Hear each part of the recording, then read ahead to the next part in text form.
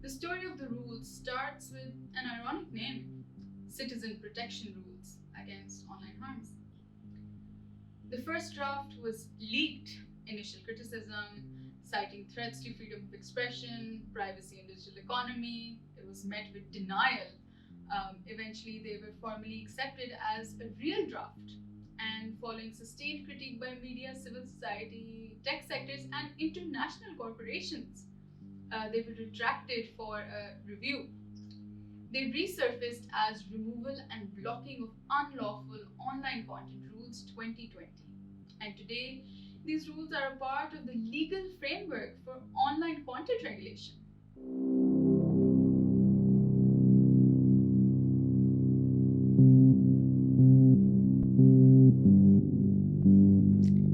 Regulation of digital content is a real challenge globally, but do these rules really help counter hate speech online in Pakistan?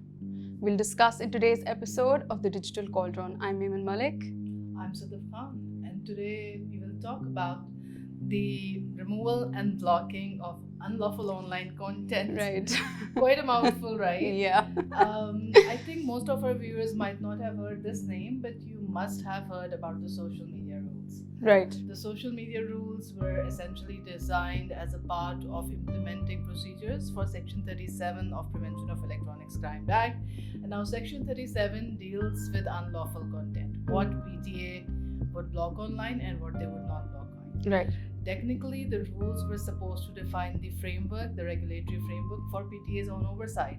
So it could be ensured that the regulator isn't overstepping their boundaries, and there is no subjectivity, no arbitrary decision making that was being put in place for the implementation of Section 37. The rules, unfortunately, seem to do everything but that. Yeah. So there must be a lot of drama with the rules then. Yeah. There was a lot of drama when Okay. the rules were released. And none of it made sense, frankly, because the rules were leaked to the media after the cabinet approved them. And then there was needless denial from the cabinet that the rules existed. Then there was a formal reveal of the rules, and there was lots of criticism from the media, which then kicked off a formal stakeholder consultation procedure. The second draft was also completely unacceptable. Of course. And then the Asia Internet Coalition got involved, the courts got involved, after which it was literally the third version of rules that is currently in place.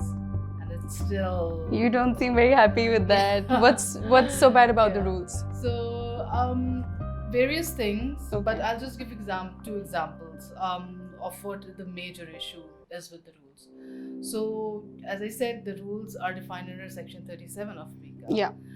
But the way the rules are framed, there are lots of provisions within the rules that seem to deny the safeguards that PICA offers to people.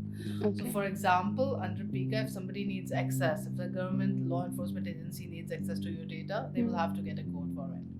That sounds But very the dangerous. rules, But what the rules do is create a functional relationship between PTA, the regulator, and the social media companies, for example. And they can demand unencrypted, readable data from the social media companies, and that includes WhatsApp conversations. So essentially, Oh my God. the rules make it legal for the regulator to bypass all requirements of the warrant, bypass the judicial procedure that was incorporated in PICA, and go directly to the social media companies to get access to this data. That sounds like a challenge in privacy. Exactly. So even though the premise that was originally set for these rules is dealing with unlawful online content, they themselves create a structure in which citizens' right to privacy, digital data, that is threatened.